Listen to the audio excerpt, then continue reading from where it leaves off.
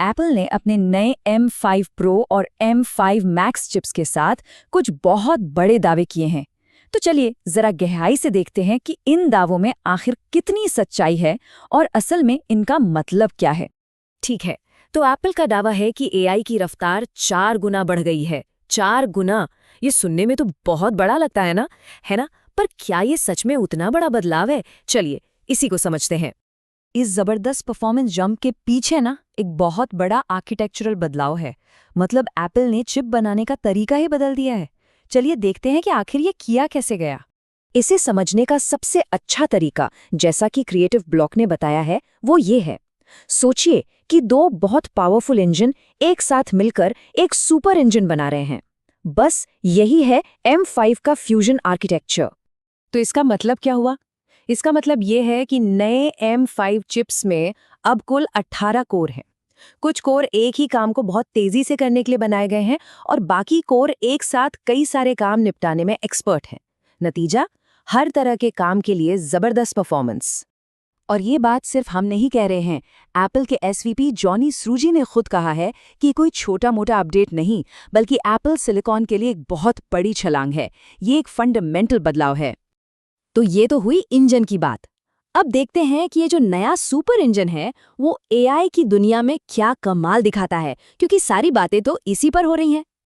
देखिए, सबसे बड़ी बात यहाँ ये है कि AI को तेज करने की ताकत अब सिर्फ चिप के एक खास हिस्से मतलब न्यूरल इंजन तक ही सीमित नहीं है। अब ये पावर ग्राफिक्स संभालने वाले हर एक कोर में डाल दी गई है। इसी वजह से AI से जुड़े काम पहले से कहीं ज्यादा तेजी से हो पाते हैं। इसका सीधा सा मतलब ये है कि अब डिवाइस खुद ही बिना इंटरनेट या क्लाउड पर निर्भर हुए मुश्किल से मुश्किल AI मॉडल्स को बहुत तेजी से चलाना शुरू कर देता है। मतलब AI से जवाब मिलने का इंतजार बहुत कम हो गया है। जो लोग 3D आर्टिस्ट हैं या गेम डेवलपर्स हैं, उनके लिए ये बहुत बड़ी खबर है। रे ट्रेसिंग में 33% की ये बढ़ोतरी घंटों का काम मिनटों में कर सकती है। मतलब अपने आइडियाज को हकीकत में बदलने की रफ्तार अब और भी तेज हो जाएगी। ये जो ग्राफ है, ये सीधा एप्पल की मशीन लर्निंग टीम का डेटा दिखा रहा है। टाइम टू फर्स्ट टोकन मतलब AI को अपना पहला जवाब देने में कितना वक्त लगता है। M4 पर जहां 3 सेकंड से ज्यादा लगते थे, वहीं M5 पर ये 1 सेकंड से भी कम है। ये बहुत बड़ा अंतर है। लेकिन कहानी सिर्फ AI और स्पीड पर खत्म नहीं होती। एप्पल ने पूरे सिस्टम में कई जबरदस्त अपग्रेड्स किए हैं, जो रोज के इस्तेमाल में बहुत काम आएंगे। और ये सिर्फ छोटे मोटे सुधार नहीं हैं। 2 गुनी तेज SSD का मतलब है कि बड़ी बड़ी फाइलें और ऐप्स पलक झपकते ही खुल जाएंगे। Wi-Fi 7 से इंटरनेट की स्पीड नेक्स्ट लेवल पर होगी। और सबसे कमाल की बात, 24 घंटे की बैटरी लाइफ। मतलब अब चार्जर को घर पर छोड़कर भी आराम से पूरा दिन काम किया जा सकता है।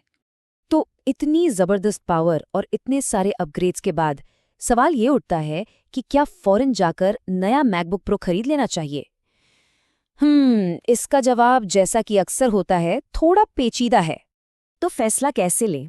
देखिए, अगर कोई M1 या M2 मैक इस्तेमाल कर रहा है और अब उसे और पावर की ज़रूरत महसूस हो रही है, तो ये अपग्रेड बिल्कुल बनता है।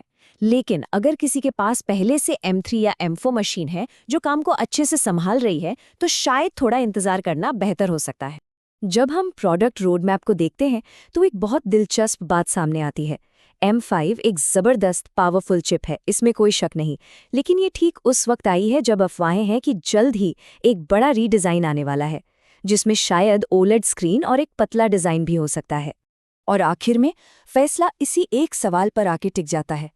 क्या आज के गारंटीड परफॉर्मेंस ज़्यादा ज़रूरी है या फिर कल का वो डिज़ाइन जो शायद आने वाला है? यही वो सवाल है जो इस पावरफुल नई मशीन को खरीदने से पहले हर किसी को खुद से पूछना होगा।